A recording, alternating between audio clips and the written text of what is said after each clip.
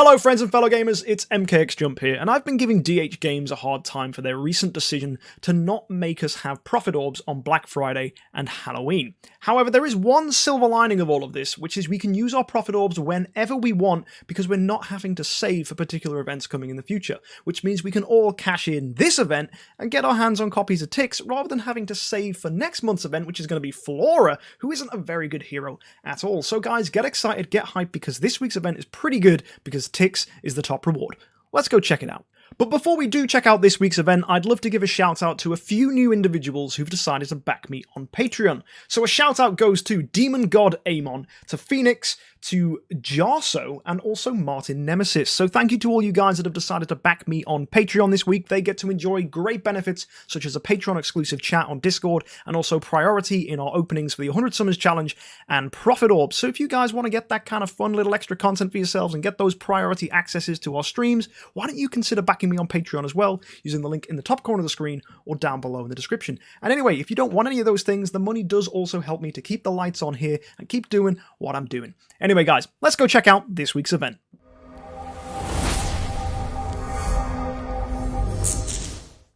So this week is a Prophet Orbs event, which means every day for logging in, we get our hands on, that's right guys, a Prophet Orb, and that's pretty damn good because it means we're getting 7 Prophet Orbs for free across the week, which is very nice. Now as well, also, if we take a look at the cool events, we got to see all the other things in store for us too, which first off, we have our value packages where we can spend money to get gems and Prophet Orbs. These are very standard Prophet Orb packages. They don't offer amazing value, but it's pretty good if you need those final Prophet Orbs to help you to complete this event. Now some of you who are brand new may consider buying loads of these to try and get the event completed, but I'd probably say steer clear, because at the end of the day there's much better value things you can purchase with your money in this game. Unless you're a crazy whale and you want to go spending big, I'd say maybe only consider picking these up if you need those final 3 or 4 orbs to help you get to 80 to get a copy of Tix. And of course, with that in mind, let's go take a look at what we get for doing our Prophet Orbs. So of course, if you do 10 Prophet Orbs, you get your hands on Light and Dark 4-star shards. If you get to 20, you get an Abyss 5-star, 30 gets you a Forest 5-star, 40 and 50 get you the classic Light and Dark heroes, which are going to be very useful for doing Heroic Miracle. If you get to 60, you get a copy of Queen, which is awesome because she's going to be the new Transcendence hero. So if you were thinking about spending your Transcendence crystals that you've been saving up to get yourselves a good old Void hero, grabbing copies of Queen, if you haven't got them already, is going to be pretty good because you need a good number of copies to go and build the new hero to E5. Now, a Transcendence Queen may come with a big heavy price tag of $2,000, which is a bit like, yikes, why is that so expensive? But if we slowly save and stockpile our resources, hopefully we can get a Void Queen without too much difficulty. Although, of course, it is going to take you a lot of months to save all that up. So just make sure once you've got your E5, you're just grinding the Void mode and getting yourself those Transcendence crystals. And finally, for the top reward, guys, at 80, it's Tix, the big hitter himself. He's incredible. Tix is so good in Aspen Dungeon, phenomenal in Tower of Oblivion, and just makes a lot of game modes really easy. He can also, with the right team, get to CLN 20 in the Shadow faction, which is really helpful, and even just baby Tixes can assist a Horus to do that as well. So it's really nice that we're seeing Tix be a very versatile and very useful hero in many areas of the game. Heck, he's actually pretty damn good in PvP as well. Not completely endgame necessary, but of course he will add a little bit of bite to a team that's maybe in mid-game, or maybe needs a little more aggression to help push home a lot of damage, and heck, he's going to do a lot of damage to Broken Spaces bosses as well. So all in all, Tix is a fab hero. We like him a lot here.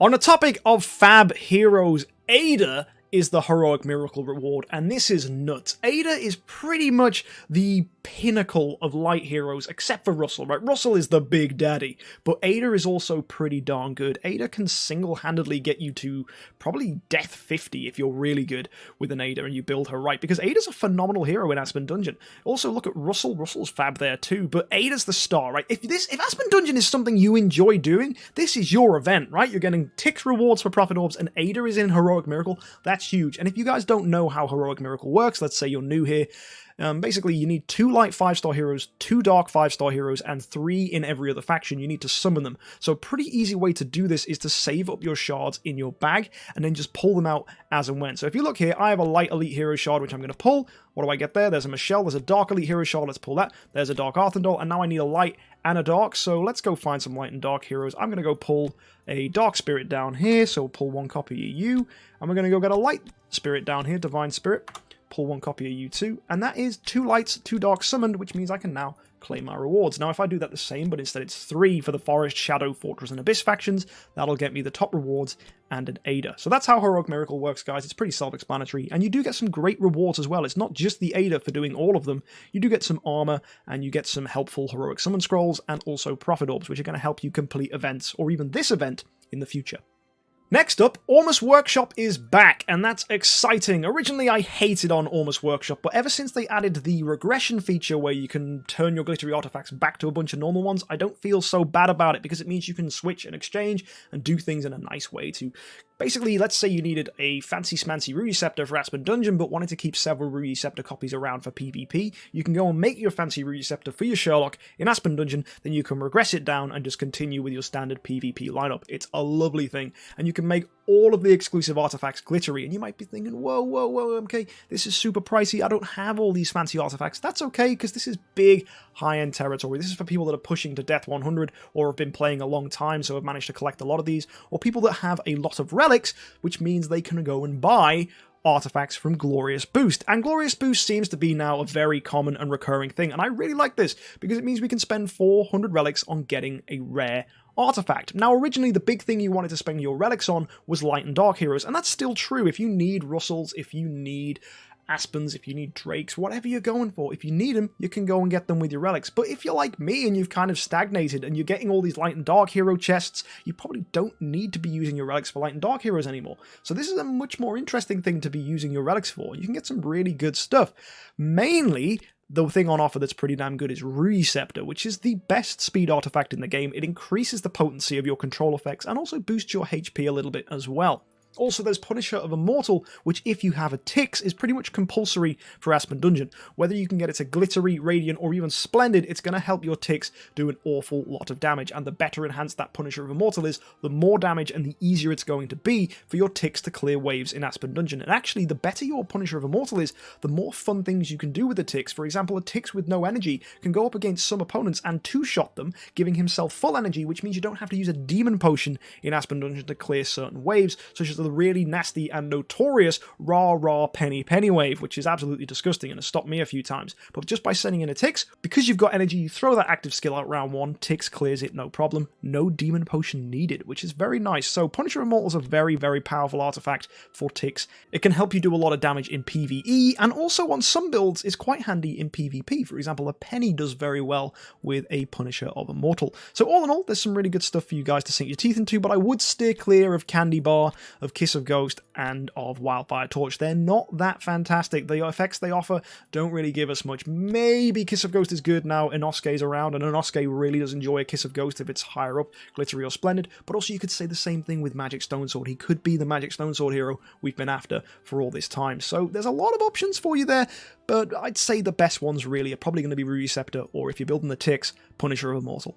So the big question on everybody's mind with this event is, do I use my Prophet Orbs or should I save? Well, what we know is the Prophet Orb events are releasing new heroes a couple months after they've been released. So it's Tix now, it's going to be Flora next month, and after that, it's going to be Inosuke. And Inosuke is an awesome hero, right? Inosuke is phenomenally strong. We saw him come out last week. He's been turning heads already. He's very, very potent. So if you're like me and don't have 320 Prophet Orbs, what I'm going to do is I'm going to save my Prophet Orbs for Inosuke's release at New Year, because New Year should be a good event. There should be additional things tacked on. I don't care, right, if Christmas is the big event and if they're not going to throw in Prophet Orbs with Christmas, right? That's fine, because it will have to be New Year, because New Year's Day is a Friday. New Year's Day is when the event is going to come out. If DH Games don't do something special for New Year's Day, I will be shocked. In fact, I'll be appalled.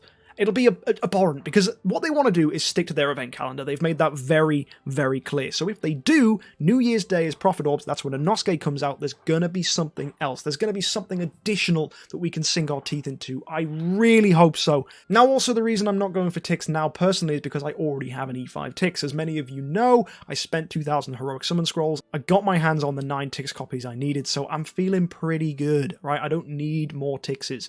So once you've got one Tix, you don't really need another one. He's not one of these build multiple of and have a great time heroes. That's more for Rogan, for Russell, for Carrie, right? It's not really something you want to be doing with Tix. So I'd say if you've already got an E5 Tix, wait for Inosuke, save for Chinese New Year. If you don't, throw out those orbs, get some great stuff, because Tix is a beautiful, beautiful hero. But yeah. So hopefully, guys, fingers crossed, Inosuke is going to be a good one at New Year's. And actually, if you want to join me, I've just realized that we're going to be streaming New Year's Eve, because that's when we go and take a look at these events originally over on twitch.tv/MKxJUMP at 23:30 GMT. That's going to be New Year's Eve. Literally, when event reset comes, because I'm in Britain, that's GMT for me.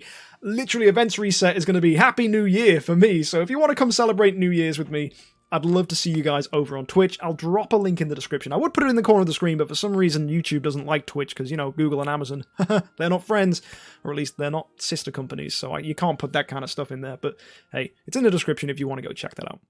Anyway, that's the event. It seems pretty good. It's a fairly standard Prophet Orb event, but with very, very juicy rewards. Queen, Tix, Ada, you couldn't really ask for anything better. Maybe a Russell for Heroic Miracle, but that's probably not going to happen for another few months. But all in all, really good event, very nice rewards, and of course, Almost Workshop and Glorious Boost is always a pleasure to see. So DH Games, good job. You made a good event, and I'm proud. I'm not always crapping on them and throwing shade. When they do a good job, I'll let them know. And by the way, guys, if you want to check out more event reviews in the future, be sure to hit that subscribe button. I do this every Friday, either just after when the event comes out, or if I'm tired, I'll do it then in the afternoon after I wake up. So hopefully this is not coming too late for you guys. And if you need the advice on whether to use your orbs, I'd say get Tix now if you need a Tix, or wait for Inosuke in New Year.